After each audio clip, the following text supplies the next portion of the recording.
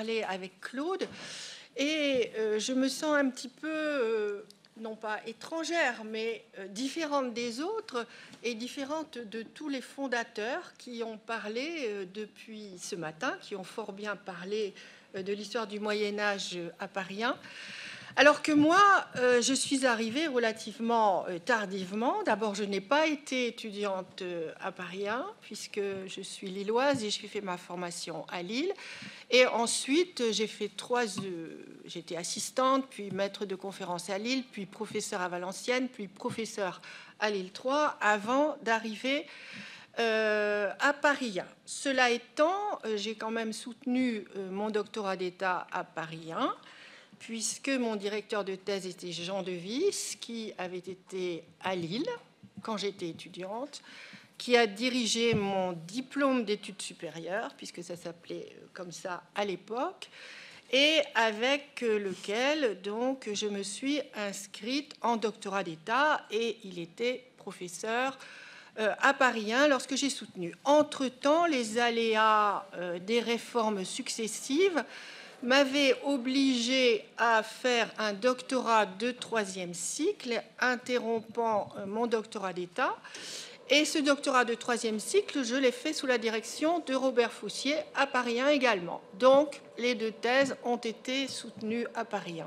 J'étais donc rattachée à Paris 1. C'est peut-être pour ça que je veux parler ici. Alors, j'en viens à notre thème, enseignement et recherche, la formation à la recherche, ou par la recherche. Pendant longtemps, l'articulation entre enseignement et recherche ne fut guère pensée. On l'a vu ce matin par les différentes interventions dans les années 60. On ne pensait pas l'articulation entre enseignement et recherche. Quand il existait, c'était de facto, mais il n'y avait pas une réflexion la dernière. L'étudiant sortait de licence, s'engageait dans une année de recherche après la licence, sanctionné à mon époque par un diplôme d'études supérieures avec 2 mémoires à rendre, un principal dans une période et un secondaire dans une autre, avec pour seule formation les sciences auxiliaires, paléographie, langues anciennes, le contact plus ou moins régulier avec le directeur. Moi, pour ma part, j'ai eu la chance avec Jean Devis d'avoir des contacts réguliers. Il n'y avait pas de séminaire. Les choses ont commencé à changer avec l'institution de la maîtrise, et quand Paris 1 fut créé, la formation se faisait dans le cadre de cette maîtrise d'une année. Alors, bon, je voudrais quand même, moi aussi, faire part d'une expérience tout à fait intéressante pour vous montrer ce que vient de dire Régine. J'ai fait, moi, ma maîtrise mon diplôme d'études supérieures à Paris 1, à la Sorbonne, plus exactement, sous la direction d'Édouard Perroin, et je venais de me marier. Et ça va vous donner cette anecdote, le ton de cette période-là. Nous étions en 65, années 65-66. Édouard Perroin m'a dit: ah bon, vous voulez faire une maîtrise? Ah bon, vous voulez faire une maîtrise, un mémoire avec moi? Eh bien, je vais vous donner Saint-Martin-des-Champs, parce que comme vous venez de vous marier, vous pourrez travailler chez vous et vous occuper de votre mari. Voilà. Bien, donc c'était... et puis ensuite, Dieu merci, résultat de ce mémoire, pour lequel je ne l'ai jamais vu, lui, sauf en paléographie, mais pas pour mon mémoire. Résultat du mémoire, 15 3/4. Et Dieu merci, j'avais fait un mémoire annexe avec Droz sur Proudhon et l'idée de nationalité. Et j'ai eu cette réponse aussi d'Édouard Perroin. Mention très bien, de justesse, grâce à Proudhon qui vous a remonté. Voilà. C'était comme ça qu'on parlait aux filles quand on était effectivement avec certains professeurs.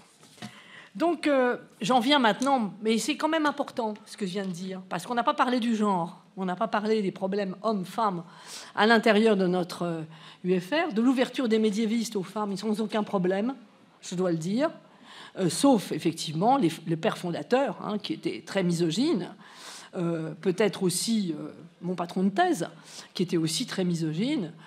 Mais les femmes s'en sont finalement pas si mal tirées. Bien.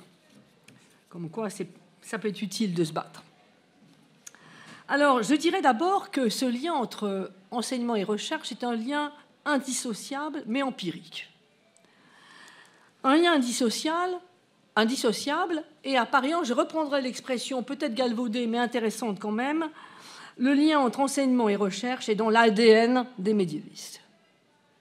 Autrement dit, ils l'ont en eux, sans pour autant, comme l'a dit Régine à l'instant, l'avoir formulé de façon institutionnelle. Dès les années 70 et au moins jusque dans les années 90, il allait de soi, ce lien, en ce sens que, dès le premier cycle, les étudiants étaient confrontés à des explications de documents. On a parlé ce matin, c'est pour ça que beaucoup de choses ont déjà été dites, des explications de documents dont, quand on regarde le fascicule que je vous ai fait passer, certains étaient très difficiles. Nous les abordions, c'est vrai, en deuxième année, mais nous n'avions pas peur de faire de l'explication de documents figurés ou textuels, de façon à les immerger dès le départ dans les sources. Ça s'accompagnait d'un glossaire, d'interrogations sur le vocabulaire, des choses très scolaires.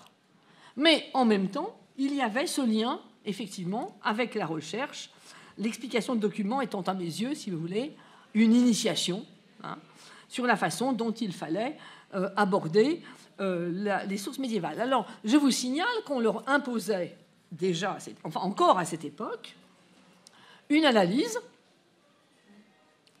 à la manière des éditions de textes traditionnelles. Alors, quand il passait en licence, le système restait à peu près le même. On l'a dit ce matin, mais je le reprends. Des textes étaient plus difficiles, c'est vrai, mais on s'appuyait aussi sur les textes expliqués en paléographie dans la tradition perrois reprise par Robert Fossier que nous avons évoquée. Les fascicules, je vous les fais passer ce matin, je ne le ferai pas passer cet après-midi. Tout le monde l'a vu, le fascicule, c'est quand même un morceau. Bon. Les fascicules de travaux dirigés étaient élaborés en commun et donnaient une large place aux textes et aux documents figurés. Ce travail d'explication de documents était plus ou moins en harmonie avec le cours magistral, censé donner une synthèse. C'était notre problème. Notre problème en tant qu'assistant, c'était d'arriver à harmoniser, c'était un des problèmes, harmoniser notre travail fait en TD, autrement dit cette formation à la recherche, avec l'enseignement du cours magistral. Mais je partage ce qui a été dit sur le cours magistral, c'est quelque chose de très utile. Moi, pour l'avoir fait, pour avoir justement transcrit, polycopié le cours d'Édouard Perrois sur les paysans, je peux vous dire que c'est pour ça que je suis devenu médiéviste. Parce qu'on peut être misogyne, mais aussi très bon historien. Ça, c'est un autre problème. Alors, donc, problème d'harmonie avec le cours magistral. Alors, une grande attention était portée au choix de ces documents. On vous a dit ce matin, mais je le redis parce que c'est très important, on se réunissait régulièrement pour savoir ce qu'on allait donner comme document. Autrement dit, on variait d'une année sur l'autre, les documents d'une part, et l'ordre dans lequel on allait le faire. Parce qu'on se posait des questions. Est-ce qu'il vaut mieux enseigner le fief avant d'enseigner la seigneurie? Grande question. Insoluble. Mais bon, on partageait ce problème. Le fief et la féodalité avant la seigneurie. Qu'en est-il du servage? Est-ce qu'on peut enseigner le servage en premier cycle? Grande question. Est-ce qu'il existe? Ah oui, c'est là. Qu'est-ce que tu as dit? Je dis, est-ce qu'il existe? Ah ben voilà le problème, justement. Est-ce que le servage existe? Enfin, je pense que ceux qui étaient vendus, ils seraient peut-être pas d'accord avec toi. Quelle place accorder à l'Orient? Vous voyez que là, on retrouve tout ce qu'on a dit toute la journée. Et je crois que c'est quand même une des caractéristiques de Paris 1 que d'avoir toujours remis en cause cet enseignement lié à la recherche. Je l'ai dit, il se continuait en licence, avec un approfondissement des textes, et cette fois, une meilleure harmonisation courte aidée, incontestablement. Et surtout, une analyse plus poussée des périodes hors du Moyen-Âge central. Haut et bas Moyen-Âge étaient enfin enseignés, parce qu'en premier cycle, c'était quand même plutôt croupion. Voilà. Enfin, surtout pour le bas Moyen-Âge. Autrement dit, on va dire, après Saint-Louis, pas grand-chose en première année, en deuxième année, je veux dire. Voilà. Dans tous les cas, l'enseignement prenait soin de vulgariser les derniers acquis de la recherche, par exemple sur l'habitat ou le village, mais également sur les moyens d'investigation ouverts par la prosopographie, l'étude des bibliothèques, l'anthropologie, l'étude des rituels, et j'en passe. Avec des choses très difficiles, là aussi. Je me souviens de préparations faites par Jean-Philippe sur les bibliothèques. C'était particulièrement difficile pour les étudiants.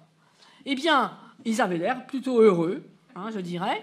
Pourquoi ? Parce que le message passait bien et qu'il y avait effectivement une appétence pour la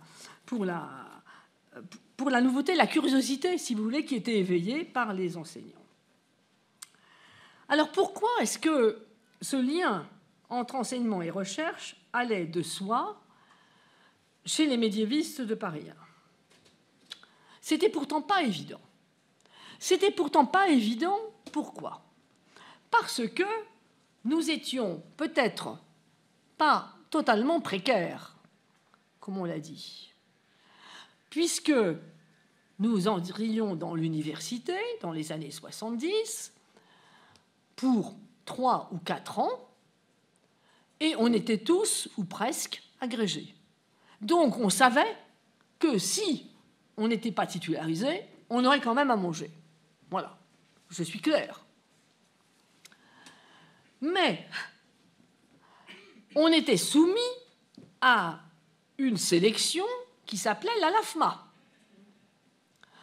la liste d'aptitudes aux fonctions de maître assistant. La LAFMA arrivait 4 ou 5 ans, enfin maximum, après notre entrée dans l'université comme assistant. Nous n'étions jugés que sur les travaux de recherche, pas sur la qualité d'enseignant. Sans compter que les maîtres qui sélectionnaient, alors ça ne va pas vous surprendre parce que ça n'a guère changé, mais enfin quand même, si c'était beaucoup plus accentué, avaient des a priori idéologiques. Je n'ai pas dit politique parce que je suis gentille, mais idéologiques. Si vous arriviez avec un article fondé sur l'anthropologie ou sur un dossier fondé uniquement sur l'anthropologie, point d'interrogation. Alors, je vais vous donner mon cas personnel. Lorsque j'ai présenté mon dossier LAFMA, j'avais 3 articles, c'est ce qu'on demandait à peu près, ou alors une thèse de 3e cycle. Mais Bernard Guenet n'était pas favorable à la thèse de 3e cycle. Il disait que ça faisait perdre du temps, donc c'était des articles. Il y avait l'article sur Charivari, que j'avais écrit avec Altan Gokalp. Il y avait l'article sur Christine de Pisan, et il y avait l'article sur les frontières, l'opinion publique aux frontières. Et Guenet, dans son petit bureau, m'a dit, bon ben voilà, numéro 1, Christine de Pisan, numéro 2, l'opinion, et 3, alors, le Charivari, point d'interrogation. C'est avec ça, je ne suis pas sûr que vous allez passer, c'est ce que ça voulait dire. Voilà. Donc, il y avait des a priori idéologiques, donc il fallait vraiment faire attention au niveau de la recherche à ce qu'on allait écrire, et l'enseignement ne comptait absolument pas. Or, comme je vous l'ai dit quand je suis intervenue ce matin, nous avons passé beaucoup de temps à Censier. Et je suppose que dans les universités dites de province, mais de grosses universités comme Lille, il y avait aussi certainement beaucoup de travail pour encadrer les étudiants d'après 68.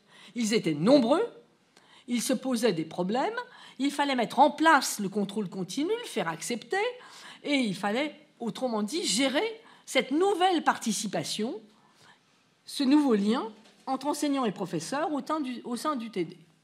Donc, on a passé beaucoup de temps. Hein, je n'ai aucun regret en disant ça. Hein, je ne suis pas du tout ancien combattant. Hein, mais il faut comprendre qu'on était... on le voyait sous la forme d'un chercheur et non pas d'un enseignant. Ça ne les intéressait pas du tout, hein, les maîtres de la LAFMA. Et je dirais, pour avoir participé ensuite à cette grande saga qui a consisté à transformer les maîtres assistants en maîtres de conférence. En somme, en 81, à ce moment-là. Je m'en souviens très bien parce que c'est l'année de l'élection de Mitterrand et il y a eu un avant et un après. 84. Ah, c'est l'année quand Mitterrand est arrivé au pouvoir. Alors, ah si, ça, je suis sûre parce que ça a changé. Avec un CNU, enfin, l'ancêtre du CNU dirigé par Pierre Chaunu. Donc, je vois très bien, j'étais représentante syndiquée du collège B. On a jugé uniquement encore que sur la recherche. Point. Il y a des enseignants hors pair qui ont été balayés lors de cette sélection. Voilà. Je n'insiste pas, mais c'est pour vous dire, en particulier à Tours, j'ai des souvenirs très précis. Donc, il faut bien penser que c'était compliqué de lier l'enseignement à la recherche et qu'on le faisait, j'allais dire, in vitus, malgré nous, hein, malgré lui. Bon. Alors, donc, on a là un secteur qui est, enfin, une réflexion, si vous voulez, qui fait que du coup, les enseignants et les médiévistes de Paris 1, mais je parle là plutôt pour les médiévistes, dans les instances universitaires, se sont battus pour faire reconnaître les deux éléments, mais avec un succès très mitigé et plutôt même une sorte d'échec. Alors, pourquoi est-ce que finalement on a tenu le coup et en liant enseignement et recherche? Eh bien, pour plusieurs raisons, et la première, elle est peut-être un peu paradoxale, justement. C'est qu'à Paris 1, en histoire, on préparait en priorité au concours CAPES, où il y avait des textes à l'époque à l'appui de sujets de dissertation, et à l'agrégation, où l'explication de documents était l'épreuve reine. D'ailleurs, l'agrégation supposait déjà une maîtrise, donc une initiation à la recherche. C'était d'ailleurs l'objet d'une certaine rivalité avec Paris IV, d'où une grande émulation, même si les préparations pouvaient souvent être communes. Je voudrais insister là-dessus. Hein, j'ai travaillé personnellement pour la préparation du CAPES et de l'agrégation avec Nicole Berrioux, et on s'échangeait nos préparations. Voilà, un exemple. Donc, paradoxalement, si vous voulez, la préparation des concours qui pourraient scléroser la recherche était aussi une émulation pour favoriser la recherche de textes dans l'esprit, bien évidemment, pour suivre la question qui était au programme du concours d'agrégation. Alors, je dis bien que les enseignants-chercheurs, vous voyez, ça m'est venu naturellement dans la bouche, ont toujours revendiqué haut et fort leur savoir-faire dans les deux domaines. Ce qui n'était pas évident, hein, je vous répète, étant donné notre statut. Et je voudrais comme preuve peut-être la niche de réflexion pour les occidentalistes qu'a pu être la bibliothèque Alphen, dont on n'a pas beaucoup parlé, mais qui était le lieu de rencontre des enseignants médiévistes de Paris 1. Et qu'est-ce qu'on disait? Qu'est-ce qu'on faisait dans cette bibliothèque? Bien sûr, on lisait des livres. On n'avait pas de bureau, donc on y avait installé notre campement, si j'ose dire, d'où l'effort de la descente du 3e, où elle était très petite, au 2e étage, qui est maintenant réservé à l'administration, avec une bibliothécaire formidable qui s'appelait Mademoiselle Robin, avec qui j'ai beaucoup travaillé, puisque j'ai été responsable de la bibliothèque. Et là, c'était un lieu d'échange un lieu d'échange à la fois sur nos recherches et sur l'enseignement qu'on venait de donner. Est-ce que ça a marché, ton cours? Voilà. Vous voyez, il y avait donc là ce cocon qui était un cocon finalement de la recherche, cette bibliothèque, mais qui faisait qu'on avait un petit lieu pour échanger nos impressions. Donc c'est un lien finalement indissociable, mais c'est quand même un lien empirique. C'est un lien empirique parce que pendant cette période, il n'y avait pas d'organisation de la recherche.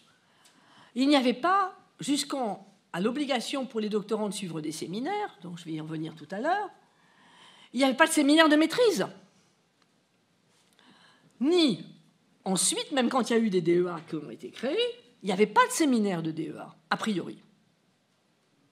Donc, dès avant la création des labos, dès avant l'obligation finalement de faire des séminaires, les médiévistes de Paris 1, comment faisaient-ils? Eh bien,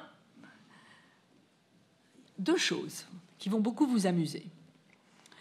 Les plus jeunes se sont mis très vite sous l'égide des plus âgés. Je me tourne vers Michel Ballard, qui était à nos yeux plus âgé à l'époque, Guy Bois, André Vauchet, transfuge de Paris IV, mais qui était très ouvert sur Paris I.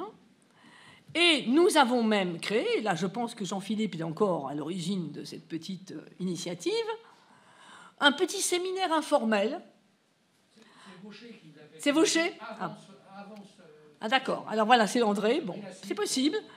Là, mes souvenirs en sont un peu flottants, mais j'en ai beaucoup bénéficié, pour se réunir et dire où on en était dans nos recherches. Qu'est-ce qui nous posait problème? C'était le samedi, une fois de temps en temps, c'était pas régulier, donc très empirique, et il y avait là des ténors. Jacques Le Goff est venu. Et c'est comme ça d'ailleurs que moi j'ai publié.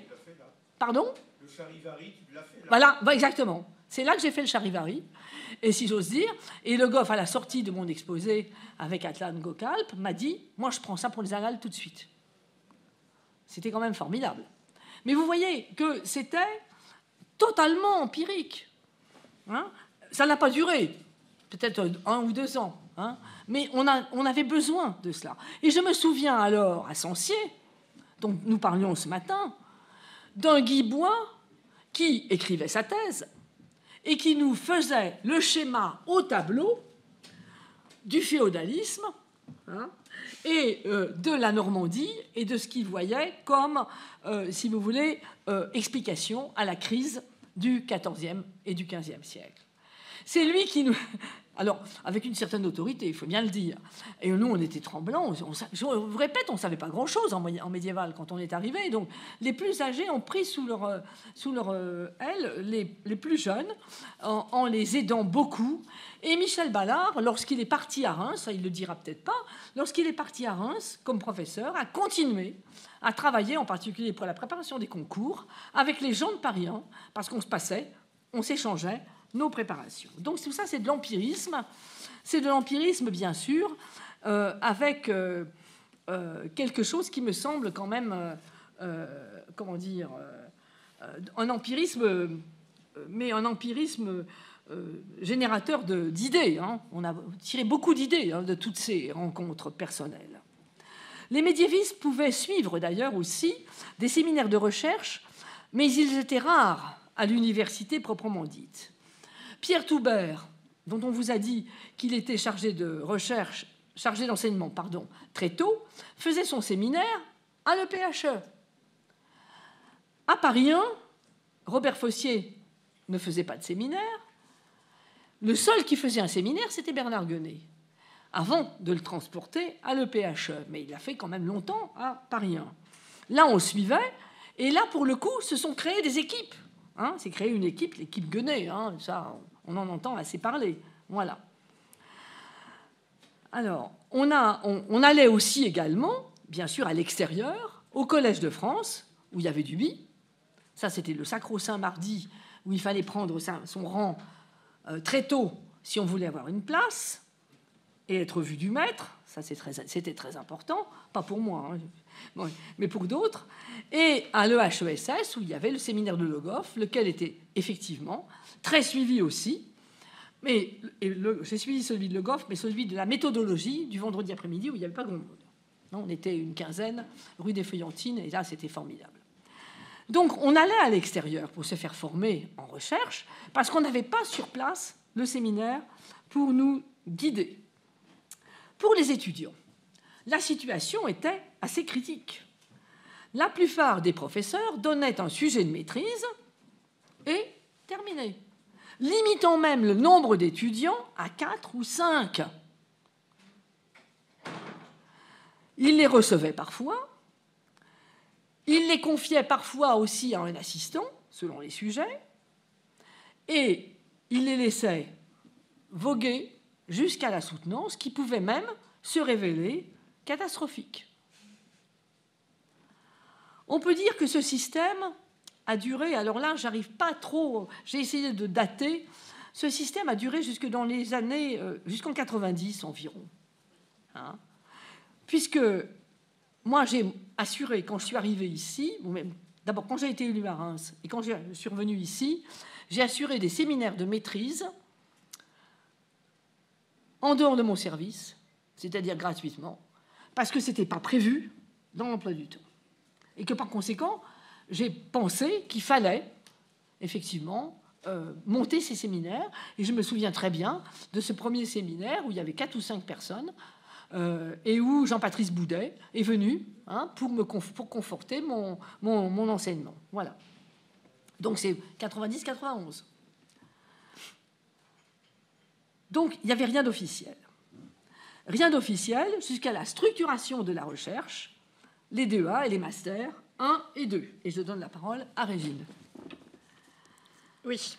Alors, les réformes successives qui ont conduit à structurer la formation à la recherche pour les étudiants de master, puis pour les doctorants, ont profondément changé tout ce que Claude a dit en structurant plus, avec tout d'abord la création du DEA, je crois que c'est en 1974, qui préparait à la thèse de doctorat, la suppression de la thèse de doctorat d'État en 1984, et ensuite la création des masters, la profonde réforme ayant eu lieu en 2002, et bien sûr la création également des écoles doctorales. Tout ceci a permis d'organiser la formation à la recherche. Comment les médiévistes de Paris 1 se sont-ils adaptés à tous ces changements et dans quelle direction ont-ils orienté la formation des étudiants en tenant compte de ces réformes et également de ce que le public progressivement changeait? Alors, pour ce qui est du master, le master, c'est le master d'histoire, comme chacun sait, et les médiévistes interviennent à l'intérieur de spécialités. Alors, il y a le master Orient, on en a un peu parlé ce matin, nous n'en parlerons pas aujourd'hui parce que ça n'est pas notre spécialité, mais les orientalistes pourront répondre à vos questions. Il y avait une spécialité histoire des techniques, et puis le master histoire et anthropologie des sociétés médiévales et modernes, qui ne s'appelait pas auparavant comme cela, mais la maquette de ce premier master histoire et anthropologie des sociétés médiévales et modernes a été faite en 2002 par Monique Bourrin, ou 2002 ou 2004, je ne sais plus, par Monique Bourrin, qui quittait la direction du DEA d'histoire médiévale et moderne, et moi-même qui lui succédais comme directrice de cette spécialité. Nous avons donc fait cette maquette en commun, je pense que Monique s'en souvient, en tenant compte, bien entendu, de l'existant, comme toujours en essayant de changer le moins de choses possible, mais néanmoins en tenant compte également des nouvelles possibilités qui étaient ouvertes par la multiplication des enseignements. Il fallait aussi rentrer dans le cadre de la semestrialisation, qui n'existait pas jusqu'alors, et des ECTC, c'est-à-dire ces points qui sont donnés aux différents enseignements. Et à la fin, l'étudiant doit avoir un certain nombre de points pour obtenir le diplôme de master. Et aussi tenir compte du fait que le master était désormais un diplôme en 2 ans et sanctionné à l'issue de ces 2 ans et non plus à l'issue d'une année de maîtrise. Alors la maquette que nous avons faite à ce moment-là a été plusieurs fois remaniée, mais je dois dire que, en gros, les fondamentaux, ce que j'appellerais les fondamentaux, sont restés les mêmes. Et je ne vais pas rentrer dans les enseignements qui sont donnés dans le cadre du master, parce que ce serait ennuyeux et parce que tout le monde les connaît. Mais je dois dire qu'il y a trois points qui me semblent bien refléter ce que nous avons voulu faire: diversification, ouverture, approfondissement. Alors, diversification des enseignements. Alors, on a naturellement conservé ce qui existait et qui marchait très bien, c'est-à-dire le latin, Jean-Philippe en a parlé, l'informatique et la paléographie. Mais chacun de ces enseignements a été renforcé, modernisé. Alors, pour ce qui est de la paléographie, par exemple, je pense qu'avec Olivier, dans son intervention ce matin, en a parlé, mais l'institution d'une paléographie latine et d'une paléographie française, et tout ce qu'il a fait aux Archives nationales. Alors, je ne sais pas si ça se passe toujours aux Archives nationales, le séminaire de paléographie. Peut-être qu'avec le Covid, tout cela a été modifié, mais Olivier Matteoni emmenait ses étudiants de paléographie aux Archives nationales et leur permettait ainsi, avec l'appui des conservateurs naturellement, de travailler sur des originaux, ce qui est quand même une chance incroyable pour des étudiants comme apprentissage à la recherche.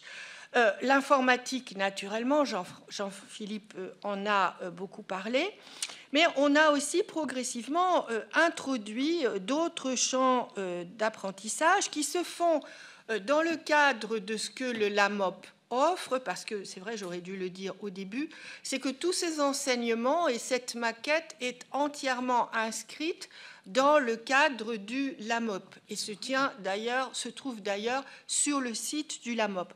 Donc en fait, les séminaires qui sont d'une certaine manière des séminaires qui peuvent être considérés comme des séminaires de recherche, mais qui sont aussi des séminaires d'apprentissage, se font dans le cadre du LAMOP. Alors, je pense par exemple à la prosopographie. Alors, Jean-Philippe a rappelé les antécédents de la prosopographie. Moi, j'ai connu la prosopographie Thierry Kwame. Mais voilà, c'est un enseignement qui est ouvert aux étudiants de master, aux doctorants, aux chercheurs. La cartographie, c'est, je crois, Hélène Noisé qui a introduit ce séminaire de cartographie. La codicologie, naturellement, qui existait, qui a été repris par François Foronda. Mais aussi l'apprentissage des langues anciennes, médiévales, l'anglais, l'allemand. Alors ça, ce ne sont pas des enseignements dans le LAMOP, mais on s'est efforcé de permettre aux étudiants de master de pouvoir les suivre. Donc, il y en a certainement encore d'autres. Je pense que ces séminaires ont permis de diversifier et d'approfondir les méthodes d'apprentissage à la recherche qui sont évidemment fondamentaux pour des étudiants qui débutent dans la recherche. Alors, débutent, mais évidemment, une partie de ces enseignements a pu être suivie en L3, puisque aussi bien le latin, et d'ailleurs il y a un enseignement de débutants, que la paléographie et que l'informatique ont été introduits en L3. Donc, les étudiants peuvent continuer en master, mais s'ils n'ont pas suivi ces enseignements en L3, dans la mesure où ils sont devenus obligatoires, eh bien, ils peuvent les commencer en master. En même temps, ouverture. Ouverture, c'est-à-dire sortir de la relation exclusive avec le directeur de recherche, dont ils suivent évidemment le séminaire de spécialité. Mais on les a non seulement inciter, mais obliger, dans les différents remaniements de la maquette, à suivre d'autres séminaires de recherche validés par des ECTS. Alors, séminaires de recherche qui peuvent être à l'intérieur de Paris 1, bien sûr, mais pas forcément des séminaires de Moyen-Âge occidental. On les incite au contraire à suivre d'autres séminaires pour d'autres périodes, mais également à suivre éventuellement des séminaires d'archéologie, en particulier pour les étudiants qui ont des sujets de master, puis de thèse, qui utilisent à la fois les textes et l'archéologie. J'en ai suivi pas mal. Et nous avons même mis en place des séminaires communs avec les archéologues. J'avais fondé ça avec Joëlle Burnouf, et avec laquelle d'ailleurs j'ai eu des masters communs. Ces séminaires communs avec les archéologues se poursuivent avec des difficultés inhérentes aux problèmes de salles, parce que les archéologues ont perdu les grandes salles de Michelet qui relèvent de Paris 4 et n'y ont plus accès, et la salle Perrois est vraiment petite. Mais je crois que c'est une initiative qu'il faut continuer. Ou encore des séminaires communs avec d'autres directeurs. On a mis en place, par exemple, avec Laurent, je ne sais pas si ça se poursuit, mais un séminaire commun pour 2 séminaires par an ou 3 séminaires par an, ou de secteurs différents. Tout cela, c'est une forme de diversification à l'intérieur de Paris 1, mais aussi à l'extérieur de Paris 1. Les étudiants de master ont été invités et même obligés, pour ce qui est du Master 2, de suivre un séminaire à l'extérieur de Paris 1. Alors, ils ont le choix entre le HESS, le PHE, l'école des Chartes ou l'école normale, pour profiter d'une offre parisienne très riche, exceptionnelle, on peut dire, mais aussi des conseils d'autres chercheurs éminents et des discussions avec d'autres jeunes chercheurs comme eux.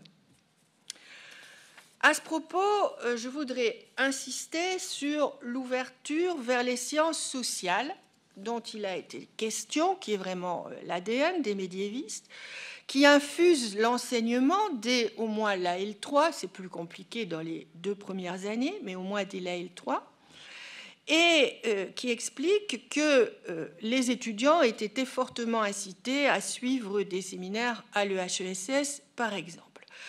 Mais tout cela a été fortement renforcé par la création d'un enseignement devenu obligatoire dans le cadre de la première année de master, le séminaire Anthropologie et Histoire, qui est devenu Sciences sociales et Histoire, séminaire que je ne remercierai jamais assez Jean-Philippe de m'avoir incité à créer, je crois que c'était en 2007 ou en 2008, qui fut un temps élargi à la sociologie et qui est théoriquement élargi à la sociologie avec les modernistes, mais c'est plus compliqué. Alors, il s'agissait moins d'initier les étudiants à ce qu'on a longtemps appelé l'anthropologie historique, que de donner aux étudiants de master un aperçu de la discipline anthropologique elle-même, des grands courants de l'anthropologie, fonctionnalisme, culturalisme, etc., des questionnements anthropologiques par grands secteurs, la parenté, l'économie, le pouvoir, etc., en leur montrant ce que ces questionnements pouvaient apporter à leur recherche. Alors, je dois dire que ce cours a été extraordinaire à faire. Il a été l'occasion de discussions extrêmement fructueuses avec les étudiants, dont certains avaient fait des études d'anthropologie ou de sociologie, qui quelquefois me reprenaient, parce que je n'avais pas la même formation qu'eux. Et il me semble que c'est vraiment une expérience très enrichissante pour les étudiants et pour l'enseignant qui en est chargé. Alors, l'approfondissement et le directeur dans tout cela, me direz-vous. Le rôle du directeur de recherche n'a pas été diminué pour autant. Au contraire, la mise en place d'enseignements variés n'a rien enlevé du rôle du directeur de recherche, puisque c'est à lui que revient la tâche d'orienter, de guider le travail personnel de l'étudiant. Alors, les étudiants ont la chance de bénéficier à Paris 1 d'un séminaire de recherche appliqué à leur période et à leur thématique, ce qui est rarissime en France. La difficulté est bien sûr pour l'étudiant de combiner les multiples enseignements et le travail personnel, mais c'est une question qui n'est pas propre au master de Paris 1. Une difficulté que je veux souligner est l'ambiguïté des séminaires qui sont à la fois séminaires de formation pour les E1, les M1 et les M2. C'est d'ailleurs pour cela que les séminaires existent et pour lesquels les enseignants sont payés. Les séminaires de recherche plus avancés dans lesquels on peut mettre les M2 déjà en partie, les doctorants et les autres chercheurs. Et il est vrai que quelquefois, dans les séminaires de recherche qui accueillent les doctorants, mais aussi des chercheurs déjà chevronnés, les étudiants de M1 peuvent se trouver un peu perdus.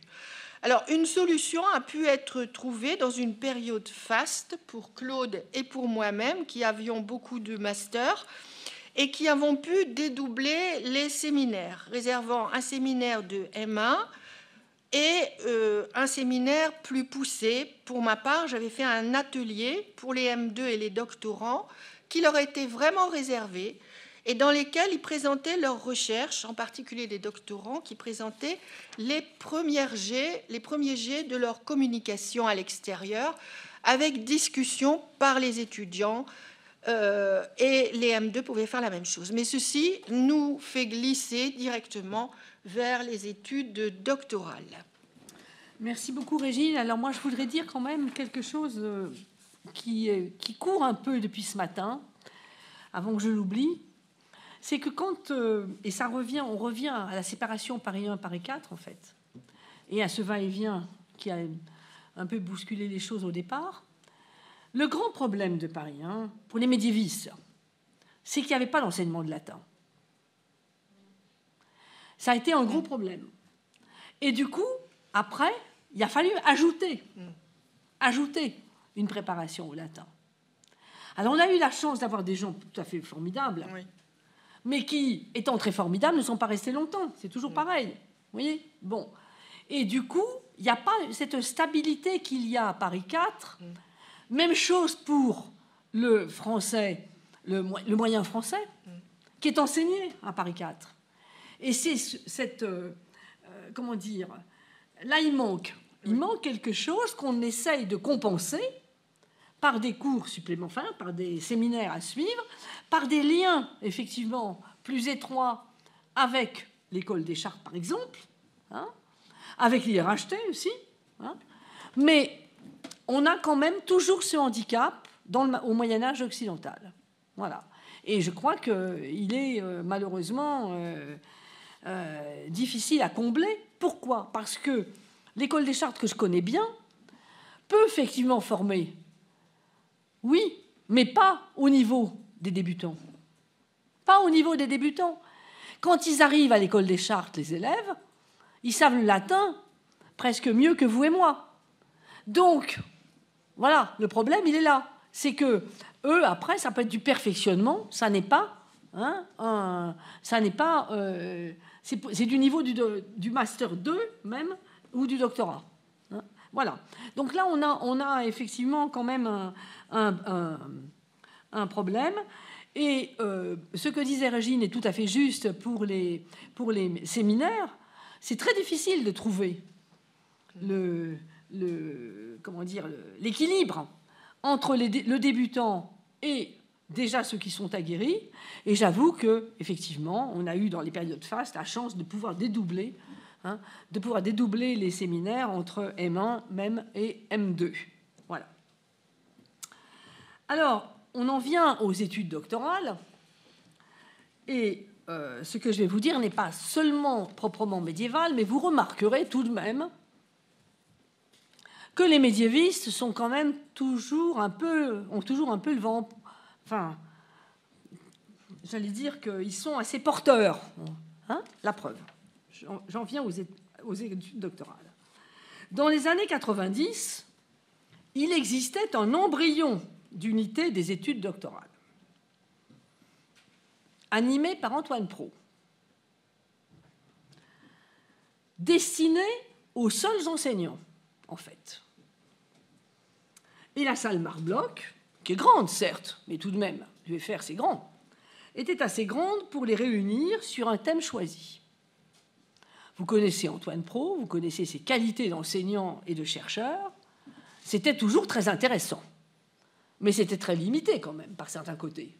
C'était formateur pour les enseignants, mais rien pour les étudiants. En fait, les études doctorales, les écoles doctorales sont nées de la volonté ministérielle, par certains côtés. On revient aux années 94, hein, qui ont rattaché justement, obligé les doctorants à se rattacher à un labo, et du coup, avec la création des écoles qui ont pris leur essor. À Paris 1, alors, en même temps, la durée de thèse a été modifiée, petit à petit, de façon plus drastique, petit à petit, de 4 à 5 ans maximum. Et dans un premier temps, donc, Denis Voronoff a été le premier à en assumer la charge. Nous étions en 96-97. Mais Denis Voronoff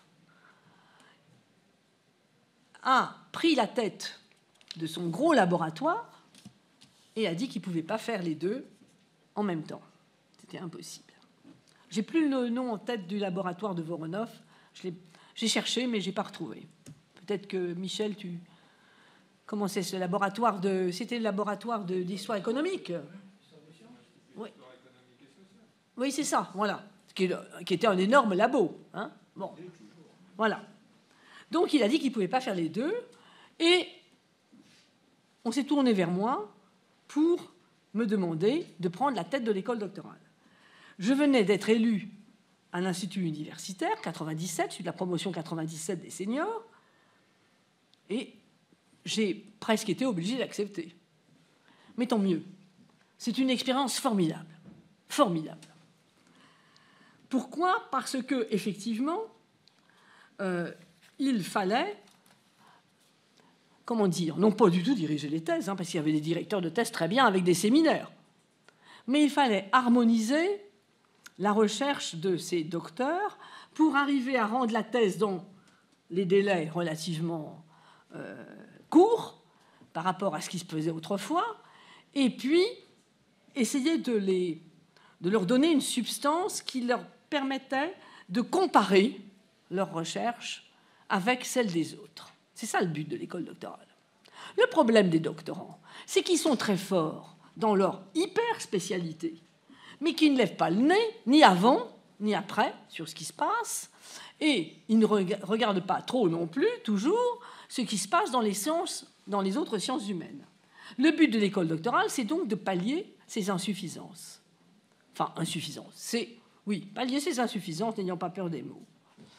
Donc, j'ai hérité de l'école doctorale et j'ai hérité de la revue Hypothèse, qui venait juste d'être lancée. Je pense avoir contribué à la développer, grâce d'ailleurs à l'appui, elle n'est plus pas là, mais je peux le dire d'autant plus qu'elle n'est pas là, grâce à l'appui de 2 personnes, Christine Ducourtieu d'une part, dont nous avons déjà parlé, qui était pour demi-poste à l'école doctorale, un demi-poste âprement négocié auprès de la présidence par Jean-Philippe, qui voulait un poste entier pour le LAMOP et qui ne l'a pas obtenu. On lui a dit, voilà, 50-50. Hein, bon, c'était déjà pas mal. Hein, c'était déjà pas mal, c'était un beau résultat. Donc, avec Christine Ducourtieu, nous avons mis en place cette revue Hypothèse, et Elisabeth Mornay a publié, puisqu'elle était à ce moment-là aux publications de la Sorbonne, la revue aux publications. C'est devenu un des fleurons, hein, si vous voulez, de Paris 1. Je me souviens d'avoir eu une évaluation de l'école doctorale avec une chance folle. Hein. C'était une école doctorale d'histoire pure. La seule, je pense, en France. Les autres étaient toujours matinés d'autres spécialités. une évaluation dithyrambique de l'école doctorale d'histoire qui devait être un modèle.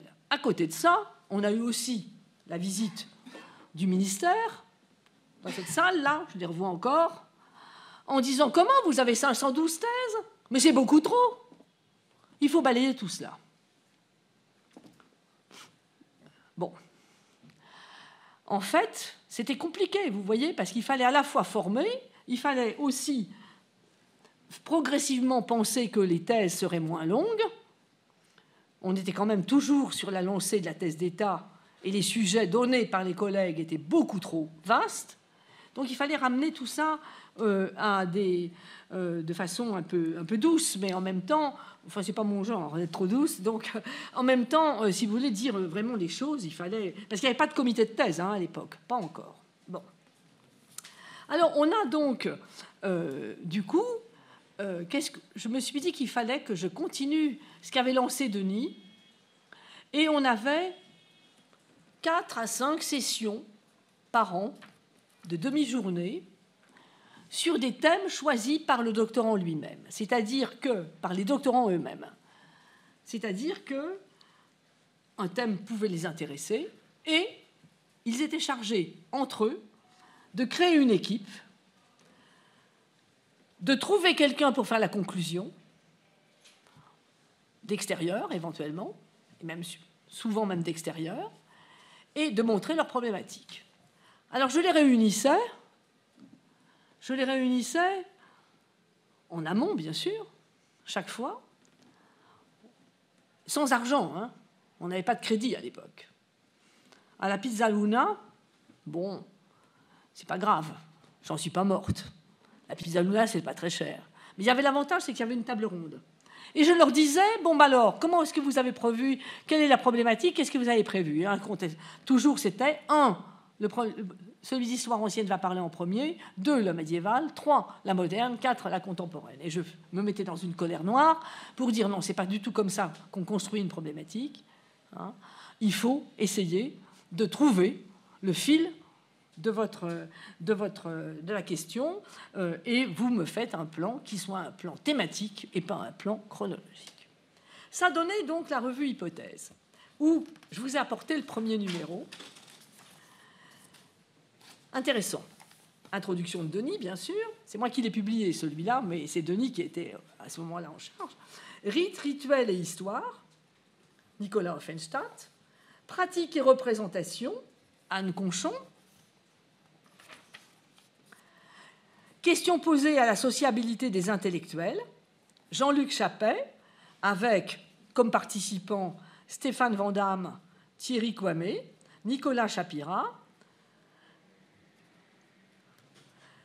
Et puis, histoire intellectuelle, quelques problèmes. Alors là, ce sont les professeurs qui sont montés, enfin, pas forcément d'ailleurs professeurs à l'époque, Dominique Margueraz et Claude Moati, qui ont tenté de répondre aux tendances historiques en France et en Allemagne. Je vous ai apporté celui-là, je n'ai pas apporté les autres, parce que, bon. Mais vous retrouveriez chaque fois des noms que vous connaissez maintenant. Parce que tous ceux qui ont pris en charge ces séances de l'école doctorale, hein, sont devenus, si vous voulez, maîtres de conférences, professeurs, ici ou ailleurs. Hein, et par conséquent, je pense que ça n'a pas été une mauvaise formation. Hein. Et les étudiants ont été particulièrement inventifs. Je voudrais insister là-dessus, parce que diriger l'école doctorale, pour moi qui étais médiéviste, ne m'a posé aucun problème d'ordre chronologique. Bon, d'accord, je suis historienne, je ne sais pas tout, bien loin de là. Mais ils sont tellement inventifs, tellement motivés, que ça n'a posé aucun problème pour les diriger. Et les pionniers dont je viens de parler, on pourrait ajouter à ces pionniers François Foronda, hein, qui n'est pas là, mais parce qu'il accourt, Sophie Métivier, qui vient de prendre la direction, et je lui disais tout à l'heure à quel point je la revois encore, toute tremblante, prendre la parole. Mais oui, absolument, toute tremblante, prendre la parole sur l'Asie mineure, si mes souvenirs sont... Vous voyez, mes souvenirs sont exacts. Alors, autrement dit, c'était le samedi, je partais de chez moi en me disant « Oh là là, un samedi que je vole à ma famille, et je rentrais complètement, non pas transformée, n'exagérons rien, mais heureuse d'avoir entendu tout ce que j'avais pu entendre, parce que ça volait très haut. Et je me souviens de la séance sur la rhétorique, où, alors j'ai oublié son nom, mais ça va revenir tout de suite, chez les byzantinistes. Pardon ? Olivier de Louis. Voilà. Olivier de Louis avait fait son intervention. Et à la fin, nous avions Perrault qui faisait la... Ils avaient demandé à Perrault, qui s'était déplacé de Strasbourg, où il enseignait, pour faire la conclusion. Et il m'a dit, Madame, ce que j'ai entendu là, aujourd'hui, il y a bien des fois où, dans les colloques que je fréquente, je n'ai pas entendu de choses aussi intéressantes. C'était quand même un très beau compliment, et je souhaite à tous ceux qui dirigeront l'école doctorale d'avoir ce type de référence. Alors, l'école doctorale a été active aussi parce que nous avons eu 2 postes qui nous sont tombés du ciel sur la recherche, 2 postes d'e-recherche. Il y en a eu un en histoire contemporaine, dont Philippe Boutry, sur lequel Philippe Boutry a été élu. C'est un poste qui venait de l'école doctorale. Et puis on a eu un poste de maître de conférence. Et là, j'avais demandé une coloration sur l'histoire de l'islam, parce que justement, Françoise Michaud n'avait pas il n'y avait pas de maître de conférence en histoire de l'islam, et c'est donc il y avait un allocataire particulièrement brillant, Éric Vallet, et c'est lui qui a donc obtenu ce poste ensuite quand il a soutenu sa thèse. Donc l'école doctorale a été reconnue. Elle a eu, alors au départ, j'allais à la Pizzaluna. Après, non, on a eu de l'argent. On a eu de l'argent, on a eu de l'argent, et du coup, on a fait des buffets. À midi, puisqu'on faisait ça sur une journée, à la demande des doctorants d'ailleurs, et c'était très convivial. Voilà. Donc il y a un côté, si vous voulez, d'une recherche chaleureuse qui se fait dans le cadre de Paris 1, mais ça n'est pas très étonnant, me semble-t-il, étant donné tout ce qu'on a dit depuis ce matin. Alors, parallèlement, je vais terminer bientôt, bien entendu, parallèlement, les médiévistes ont monté des séminaires dont l'audience a été internationale et où ils n'hésitaient pas à inviter des représentants d'autres disciplines. Ça continue. Je vois les programmes des séminaires et je m'en réjouis. Anthropologie, droit, littérature, économie, voire même psychanalyse. J'ai eu un psychanalyste qui est venu réfléchir sur le passage à l'acte. Passage à l'acte criminel. Comment est-ce qu'on peut l'analyser? Ils ont aussi développé des formes nouvelles de sciences auxiliaires. On a parlé du latin, de l'informatique qui n'a cessé d'évoluer, quand même. Combien d'étudiants en thèse ont profité du savoir informatique pour analyser les mots, réaliser les analyses factorielles, ou tout simplement améliorer la cartographie?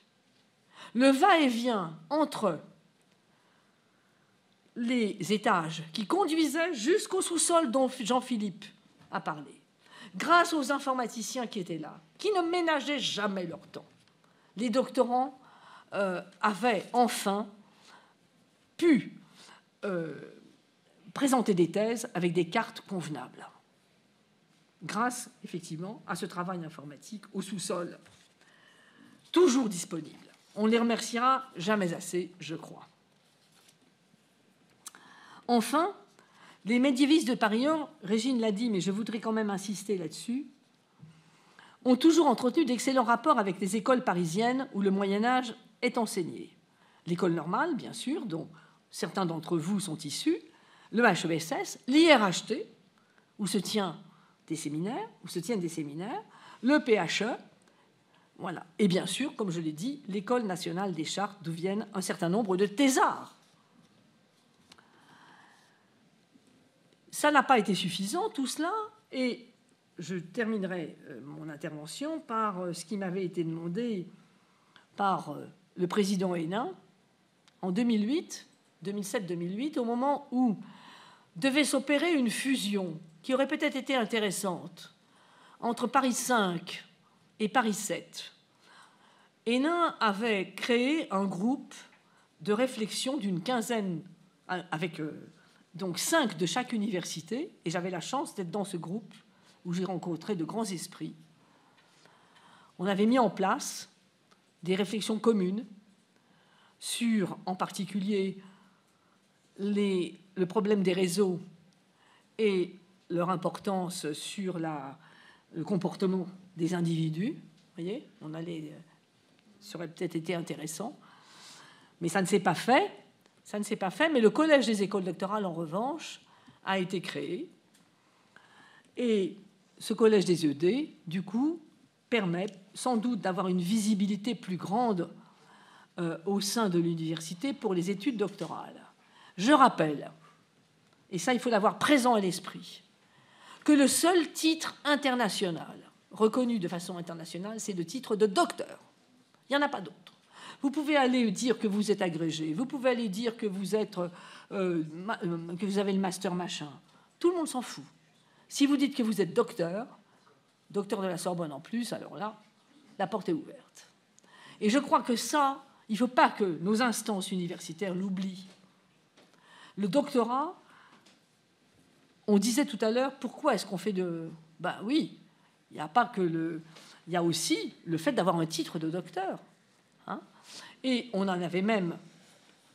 j'avais même pensé à des doctorats de recherche pure et des doctorats dits professionnels pour permettre aux juristes, justement, ou aux économistes, mais surtout aux juristes, de pouvoir bénéficier de ce titre, car nous étions 512 quand j'ai pris l'école en 97, et quand j'ai fait mon enquête, eux, en droit privé, ils étaient 750. Donc, il n'y a pas que chez nous qu'on mettait du temps à faire des thèses, évidemment, ils étaient dans des cabinets d'avocats, etc. Mais c'est une autre formation sur laquelle il faudrait peut-être réfléchir. Mais bon, ça, c'est l'avenir. Vas-y. Alors, le dernier point sur lequel je voulais insister, c'était l'ouverture internationale et l'insertion des doctorants dans les programmes de recherche. L'ouverture internationale commence par des échanges individuels dans le cadre des programmes Erasmus, le plus souvent en licence, mais aussi en première année de master. Ce qui pose souvent un certain nombre de problèmes aux étudiants qui doivent s'adapter aux maquettes des pays dans lesquels ils se rendent et qui sont souvent fort éloignés de notre propre maquette, malgré le système LMD qui n'est qu'un mot en réalité. Et souvent, ces enseignements qu'ils suivent là-bas leur laissent peu de place pour la recherche. Néanmoins, c'est toujours très fructueux pour eux parce que c'est une ouverture à ce qui se fait ailleurs, c'est une ouverture à une autre historiographie, à une autre problématique, et en général, malgré les difficultés, ils en reviennent fort satisfaits.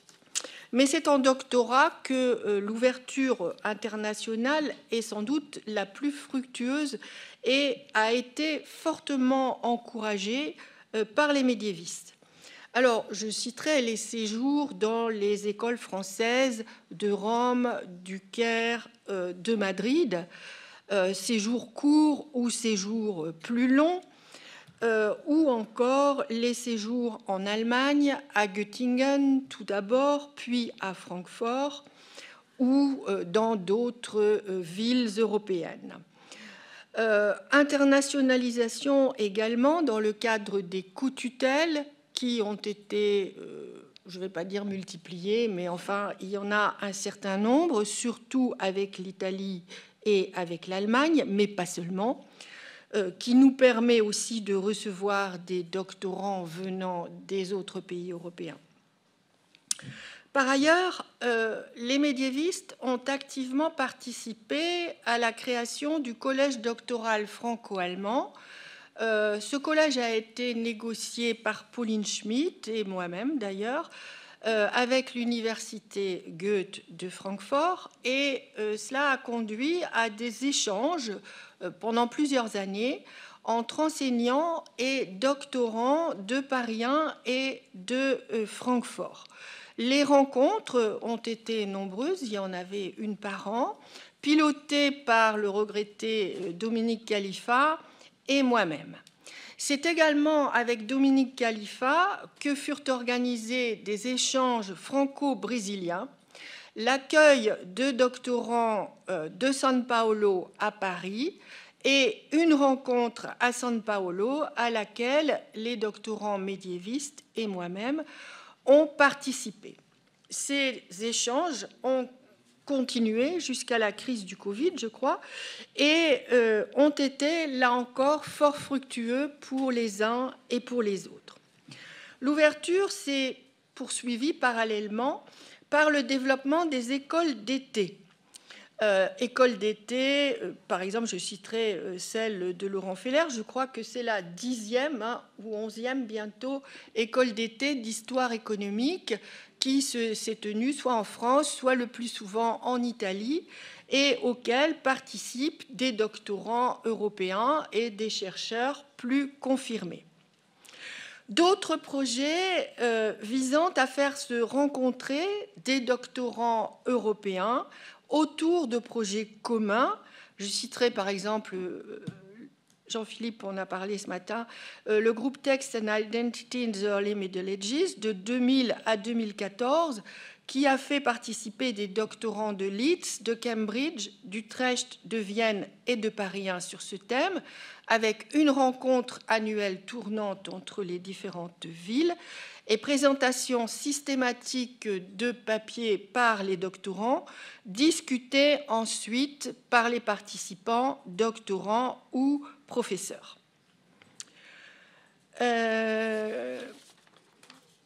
Enfin, et je terminerai là-dessus pour ne pas trop allonger nos travaux, l'insertion des doctorants dans les projets de recherche, les programmes de recherche internationaux et leur participation à ces programmes, je pense que c'est Monique Bourrin qui a initié ce genre de choses avec ces programmes de recherche. J'ai ensuite continué, Laurent Feller également. Tout cela a été fort important pour les doctorants. De la même manière, leur participation en groupe à des rencontres internationales, colloques ou congrès, me semble être un des points forts de la formation à la recherche médiéviste de haut niveau. Des doctorants de Paris 1 ont ainsi participé par 2 fois au congrès de la Medieval Academy, une première fois emmenée par Laurent Feller et François Menant à Vancouver, avec ensuite rencontre à Minneapolis, une seconde fois par moi-même à Saint-Louis dans le Missouri, à l'occasion de la seconde rencontre des doctorants de Paris 1 avec les doctorants de l'Université Columbia à New York, dans le cadre du projet Compétition et du programme Alliance. Donc, plus largement, plus efficacement, je pense que la participation des doctorants aux projets de recherche pilotés par leur directeur est un point essentiel de la formation à une recherche de haut niveau durant ces dernières décennies. Je vous remercie. Alors, je voudrais juste ajouter quelque chose auquel on n'avait pas pensé ni l'une ni l'autre, mais j'y ai pensé, alors j'aurais dû. Et Michel Ballard s'en va juste au moment, mais c'est pas grave. C'était de lui dont je voulais parler. Simplement, les médiévistes de Paris 1 n'ont pas ménagé leur temps pour, on va dire, structurer, aider les autres médiévistes de France. Michel Ballard a été président des médiévistes pendant combien de temps? J'ai été président des médiévistes pendant 10 ans. Voilà, pendant 10 ans. J'ai pris sa suite. Régine a continué. Aujourd'hui, c'est Dominique Valérian. Et j'ai moi-même été secrétaire pendant très longtemps. Très, très longtemps. Donc, je crois que c'est peut-être là-dessus qu'il faut terminer. Oui, tout à fait. Voilà. Non pas pour se jeter des fleurs, mais pour dire quand même que, quelque part, l'altruisme médiéval, a joué son rôle pour que les médiévistes parisiens ne soient pas dans un bocal, mais partagent avec les autres leur savoir, leurs problèmes aussi, et leurs espérances. Voilà, merci. Merci beaucoup Claude et Régine pour ce très bel exposé sur ce qu'est la recherche dans notre maison, ce qu'est la formation à la recherche dans notre maison. Et là, la parole est à la salle. Peut-être, d'abord, y aurait-il une communication de Philippe Boutry sur la finalité, en fait, de ces opérations. Préfères-tu... Ok. Il y a les interventions d'abord, oui, qui posent sur cette question. Oui.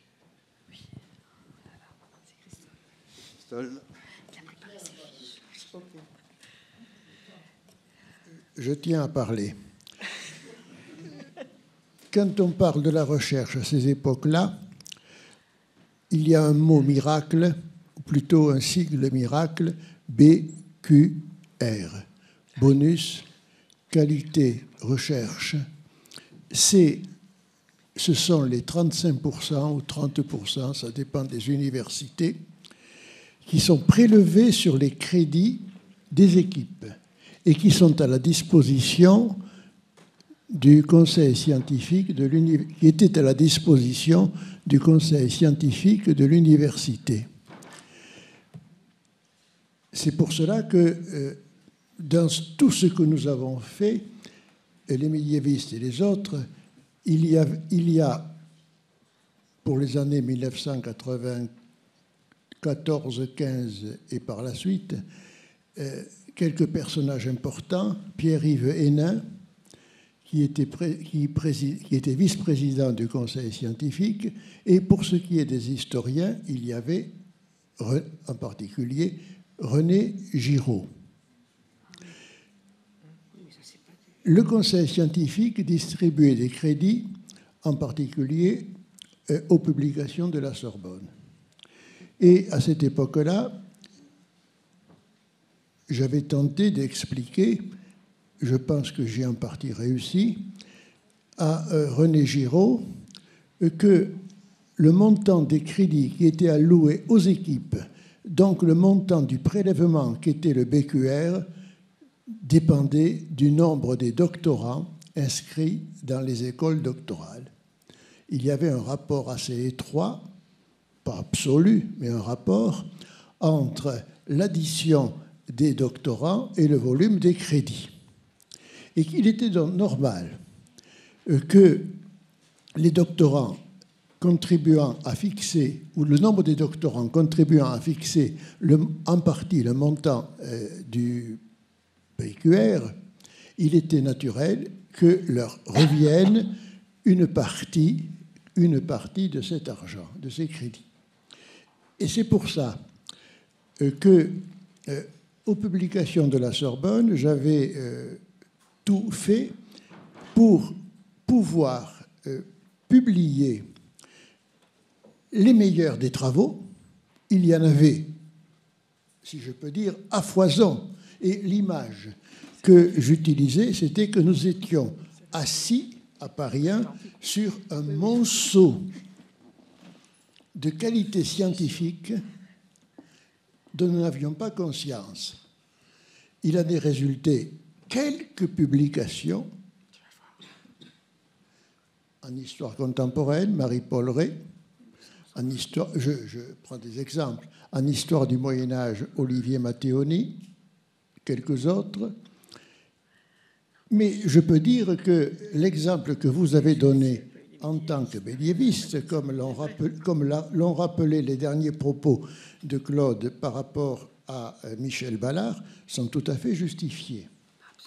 À la fois, donc, des travaux prêts à être publiés, comme les bonnes thèses, des travaux rassemblant l'univers ou l'ensemble des médiévistes français, le travail qu'a fait Michel Ballard, puis d'autres après lui, pour publier les congrès annuels des médiévistes, hypothèse, qui était une initiative tout à fait originale, comme l'a rappelé Claude Govard, c'est une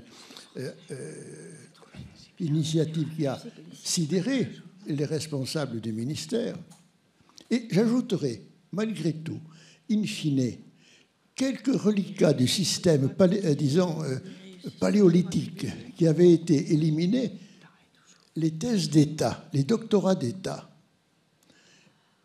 Je suis content de voir au bureau Régine Lejean et Claude Govard. La thèse de Claude, la thèse de Régine ont été, si je peux dire, des succès pour les publications de la Sorbonne. On disait, il ne faut pas publier ces ouvrages considérables de plus de 1000 pages, qui sont indigestes, insupportables, etc., etc. Vous avez été toutes les deux les héroïnes des publications, car vous avez eu droit à des retirages. Et je m'étais habitué à employer, en parlant, en plaisantant avec les collègues, je disais non pas thèse de médiéviste pour mettre en évidence ces travaux, mais je disais thèse de femme. C'est gentil. C'est gentil. Merci beaucoup. Voilà, qui est fort court, voilà, qui est fort urbain, fort courtois. Merci infiniment. D'autres interventions, je crois que... Antoine qui a une délégation au CNRS. Oui, je sais. J'espère qu'il va avancer. Oui, merci. Je voulais juste très rapidement réagir à ce qu'a dit Régine Lejean à propos des maîtrises qui arrivaient dans les grands séminaires et qui pouvaient être perdues. Alors moi, comme étudiant, donc dans le grand séminaire de Claude Govard, parce que c'était bien organisé, il y avait le petit séminaire avant, donc on appelait le petit séminaire où on pouvait effectivement préparer nos travaux, et puis ensuite on restait pour le grand séminaire. Et l'ambiance changeait évidemment, le public également, les salles se remplissaient, et je ne crois pas, en tout cas, ce n'est que mon expérience, mais je ne crois pas avoir été perdu, mais en revanche, le caractère formateur de l'immersion totale dans ce qu'est la recherche dès les premiers moments en fait, de la maîtrise, je crois que c'est une richesse incroyable. Et quand on est maintenant, comme moi, enseignant dans une petite université qui structurellement ne peut pas proposer ce genre de choses, on ne cesse de le regretter. Parce que c'est tellement formateur pour comprendre justement cette articulation entre ce que l'on apprend dans sa formation en tant qu'étudiant et le fait de faire de la recherche ensuite. C'est tellement formateur, cette immersion d'être dans le bain, que en fait, ça n'a pas de prix. Et il n'y a que des grandes structures comme Paris 1, ou d'autres éventuellement, quelques qui peuvent véritablement le proposer, à mon sens. C'est vrai, mais le public a quand même changé par rapport à votre époque. Et maintenant, il y a beaucoup d'étudiants. À votre époque, les étudiants qui, bien que vous ne soyez pas très vieux, hein, mais les étudiants qui s'engageaient dans un master avaient l'idée de faire de la recherche, étaient passionnés par la recherche. Ça n'est plus forcément vrai de nos jours où les étudiants font un master parce qu'ils font un diplôme de master à Bac+5. Donc le public est beaucoup plus hétérogène, je crois, qu'il ne l'était il y a 15 ou 20 ans. Je vois ça en assistant à ces séminaires où il y a un certain nombre d'étudiants qui ont l'air vraiment perdus. Mais pas tous, hein, naturellement. Les meilleurs en tirent bien sûr le plus grand profit. On peut penser que tout le monde en tire profit. Mais je pense que le public a quand même changé. Oui, sans doute, Régine. Mais bon, moi j'ai l'expérience de Reims où c'était pas le même public qu'à Paris 1. Non, et je donnais des sujets de master, j'allais dire adaptés aussi au but poursuivi. C'est-à-dire qu'il y en avait qui voulaient, par exemple, rentrer dans le tourisme, faire des... Voilà. Et pourquoi pas ? Pourquoi pas ? C'est-à-dire que c'est aussi au professeur de moduler en fonction du public qu'il a des visées de carrière. Et les gens qui voulaient s'arrêter au bac plus 5, j'en ai eu aussi à Paris 1. J'en ai eu aussi à Paris 1. Et je ne donnais pas les mêmes sujets. Autrement dit, eux, ils terminaient leur master, ils avaient bouclé. C'était des sujets qui permettaient de boucler un sujet de recherche, au moins de façon provisoire. Voilà. Moyennant quoi, tu as raison. Bon, il y a toujours ceux qui vont faire de la recherche et qui, heureusement, oui, quand même, malgré tout, et qui vont poursuivre en thèse de doctorat. Mais on le voit bien, et là, je pense que Olivier doit avoir la même expérience que moi. On a l'exemple des chartistes. Il y a des chartistes qui font un master, parce qu'ils sont obligés, mais qui ne vont pas faire de thèse après. Et du coup, leur thèse, elle est bac plus 5, grosso modo, hein, et c'est bouclé. Mais c'est un sujet qui est bouclé. Voilà. Donc, on peut... Il y a différents niveaux. Hein. C'est ça qui est difficile pour faire le séminaire. C'est pour ça qu'il y avait effectivement le petit et le grand séminaire. Ça n'a rien à voir. Ça n'avait rien à voir. Oui, très rapidement, je voudrais ajouter une petite touche à la fin de l'intervention de Régine à propos de l'internationalisation. Je suis entièrement d'accord, bien sûr, avec ce que tu as dit, mais je pense qu'il faudrait ajouter une petite touche, c'est celle de l'accueil d'étudiants étrangers.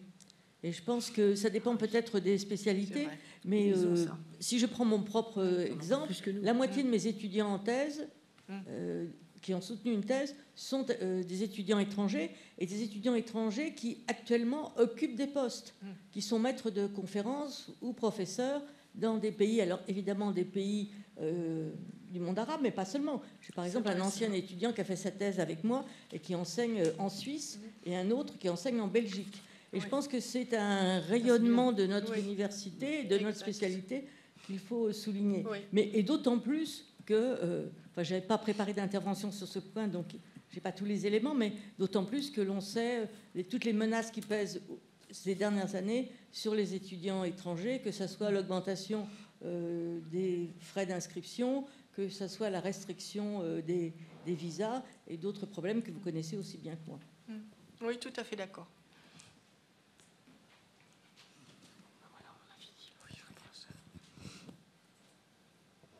S'il n'y a pas d'autres interventions spontanées, je passe la parole immédiatement à Philippe Boutry et à Christophe Charles pour la présentation du livre qu'ils entendent diriger, enfin qu'ils sont en train de diriger. Non, ça sera beaucoup plus modeste, je vous prie de le croire.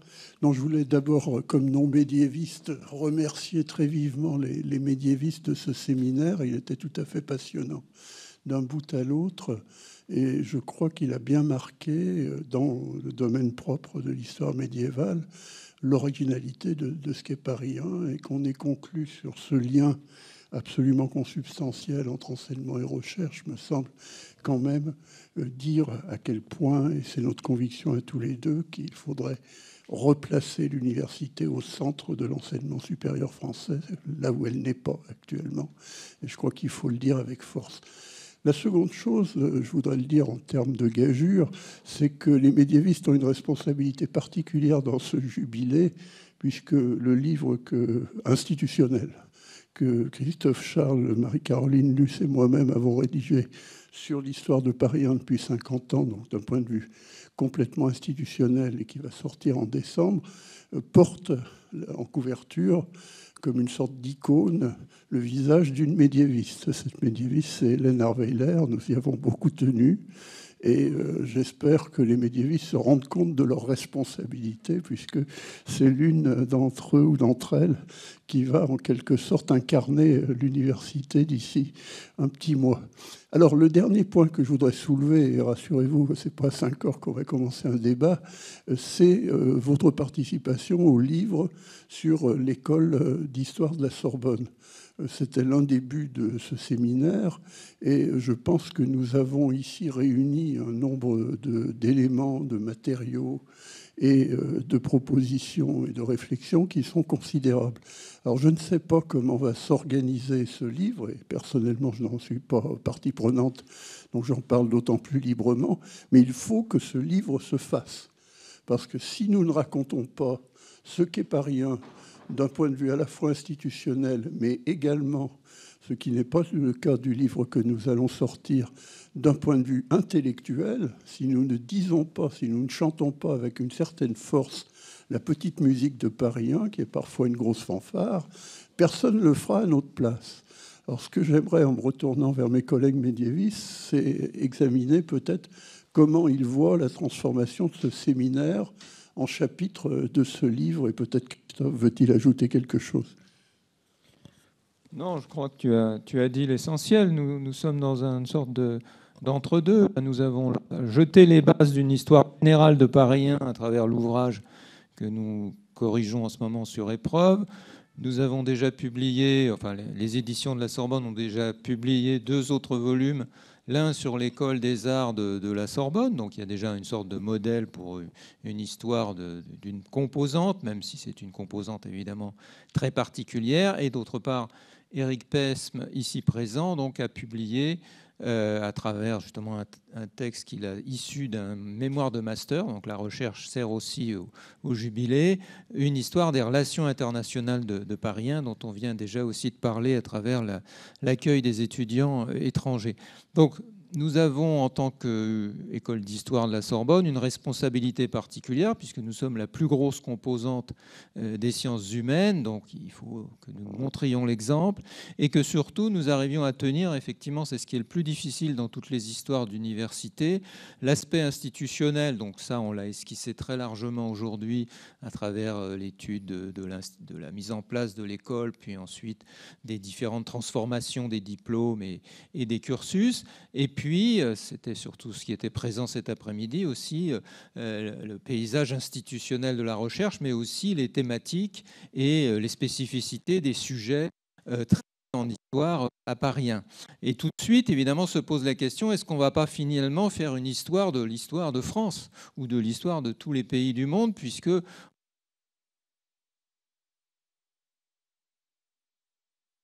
trouver entre le trop et le trop peu, qui est un petit peu le défi que nous avons cette année, je pense, si nous voulons aboutir à ce volume sur l'école de la Sorbonne, où il faut évidemment les autres périodes, à côté des médiévistes, que ce soit l'histoire antique, l'histoire moderne ou l'histoire contemporaine, soient également présentes et de façon équilibrée, mais évidemment il va y avoir un problème de volume, puisque rien que les médiévistes, on voit qu'ils ont énormément travaillé, énormément produit, et il faut à la fois être lisible, mais en même temps ne rien oublier de ce qui est original dans notre université. Donc je crois que là, c'est un défi de recherche, c'est un défi intellectuel, mais c'est aussi un défi politique, puisque comme vient de le dire Philippe, nous sommes dans une année où tout le monde va régler les sous, hein, tout le monde va dire que son domaine est le plus important du monde, que ce soit les chauffeurs de taxi, les tenants de bistrot ou les agriculteurs. Mais l'université, pour l'instant, on n'en parle que comme d'un corps malade qui vient de sortir une pandémie avec un masque et qui a du mal à revenir sur ses 2 jambes. Et donc, il faudrait qu'on donne une image positive pour une fois, parce que on est toujours dans la souffrance, on est toujours dans le dolorisme. Et je pense qu'il faut que les ouvrages que nous allons sortir contribuent à donner une image positive de Paris 1, mais plus largement de la fonction des sciences humaines dans la vie française en général, pour ne pas être dans l'ombre de crises antérieures ou d'autres établissements qui, eux, passent leur temps à claironner sur les médias. Ils sont géniaux et intelligents. Merci.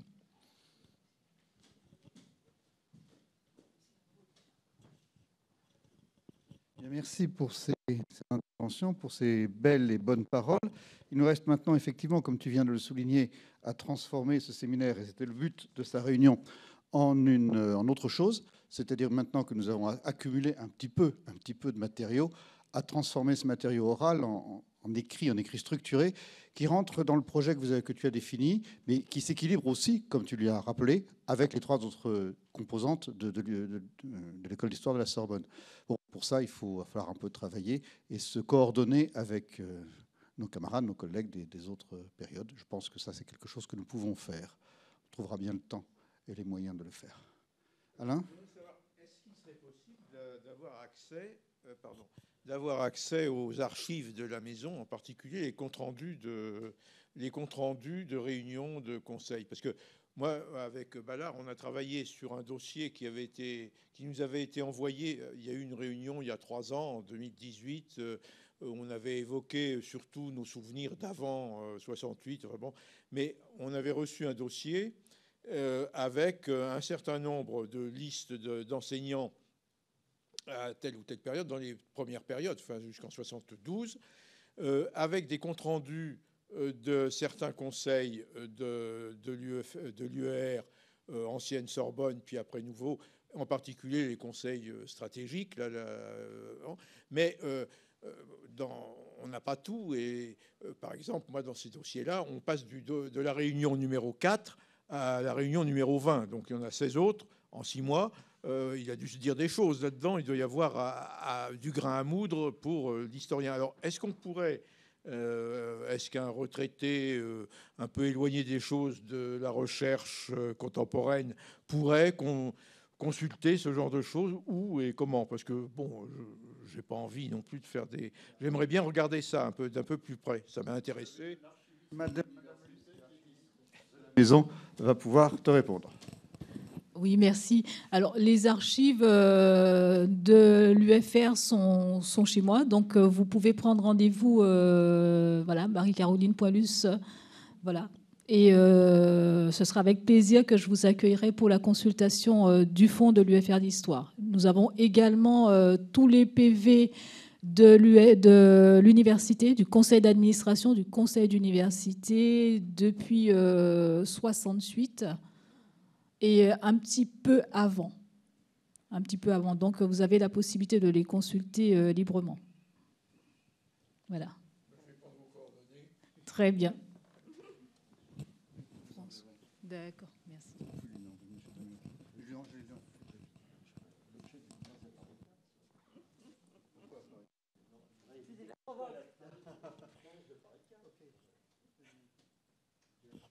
Tu veux nous achever?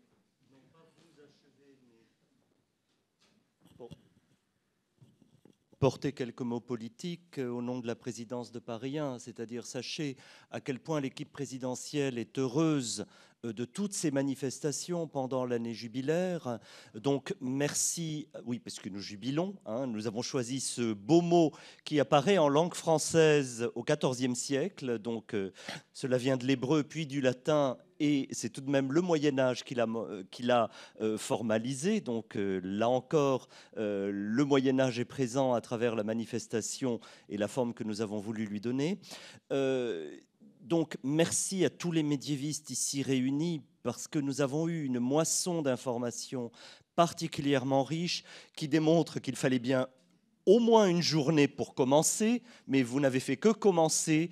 Et Claude Gauvard, Sophie Métivier et moi avons évoqué aussi la possibilité d'enregistrement autour des expériences des directeurs d'écoles doctorales, avec également Christine Ducourtieu, etc. Donc nous avons plusieurs chantiers en histoire.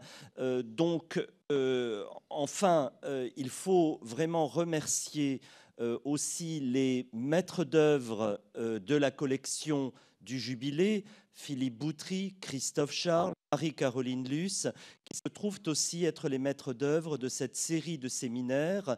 Là, nous sommes entre historiens, mais il n'y a pas que l'histoire, tant s'en faut. Les mandats présidentiels, certains ont pu assister à divers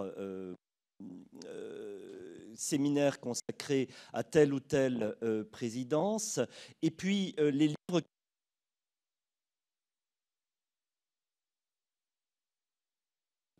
Je n'ai rien touché, c'est comme pour vous tout à l'heure. De séances de séminaires. Donc, il y aura d'autres rendez-vous. Le volume institutionnel déposé par Philippe Boutry, Christophe Charles et Marie-Caroline Luce est en cours de fabrication. Il est dans le four, si j'ose dire, et sera servi en décembre. C'est un livre magnifique avec des chapitres analytiques, des organigrammes, des statistiques, des cartes d'une richesse énorme et qui fournit le très beau pendant au très beau livre d'Éric Pesme aussi sur l'action internationale. Donc pour l'histoire de la maison, nous sommes entre historiens, pour l'histoire de la maison, c'est ce sont des documents absolument irremplaçables et qui glanent des témoignages. Les témoignages, nous voulons aussi les recueillir, tant qu'il est encore temps, si j'ose dire, hein, pour plus tard. Moi, je ne verrai pas le centenaire, donc il faut, vous tous, oui, mais il faut vraiment engranger toutes ces informations. Elles sont extrêmement précieuses. Et aujourd'hui, par le biais de la captation, il faut remercier aussi le Sun, nous avons constitué des archives orales, visuelles, vivantes, qui témoignent de la vivacité de l'histoire médiévale. Donc cela est engrangé, ça y est, vous avez produit de l'archive aujourd'hui. Et nous allons continuer. Marie-Caroline, je souhaiterais te donner le mot de la fin de la fin.